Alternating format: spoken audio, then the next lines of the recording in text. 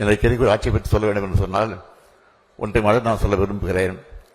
Social media இன்றைக்கு எந்த அளவுக்கு பரவி கொண்டிருக்கிறது உங்களுக்கெல்லாம் தெரியும். அந்த சோசியல் மீடியா ஒரு வகையில் தான் நாளடைவில் அதையெல்லாம் மறைந்து போகத்தான் போகிறது. இன்றைக்கு சோசியல் மீடியாக்களை பார்க்கிற போது ஒரு காலத்தில் நாம் பழக்கத்தை பார்த்தோம். கோட்டு போட்டு வந்தாரு, டிஃபன் எடுத்து கையில் எடுத்து வந்தாரு, வாட்ச் கட்டிட்டு வந்தாரு, செஸ் விளையாடினாரு. இன்னைக்கு கோட்டு போடல, பட்டு சட்டை வேசி விட்டு வந்தாரு. இதெல்லாம் இன்றைக்கு செய்திகளாக வந்து கொண்டிருக்கிறது. அவைகளெல்லாம் மறைந்து நாட்டில் நடைபெறக்கூடிய அக்கிரமங்களெல்லாம் இன்றைக்கு செய்திகளாக வந்து கொண்டிருக்கிறது.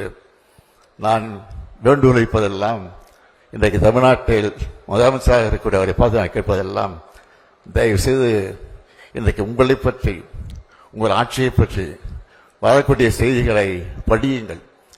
படித்து அதற்கு உண்மையை கண்டுபிடியுங்கள், அதற்கு பிறகு நடவடிக்கை எடுங்கள் என்பதுதான் என்னுடைய அன்பான வேண்டுகோள் என்பதை மாத்திரம் எடுத்து சொல்லி, நம்முடைய கலாநிதி வீராசாமி அவர்கள் தம்பி உதயநிதி சொன்னது போல அமைதியானவர், அடக்கமானவர், எந்த பணியை கொடுத்தாலும் தட்டாமல் செய்யக்கூடிய ஆற்றலை கொண்டவர்.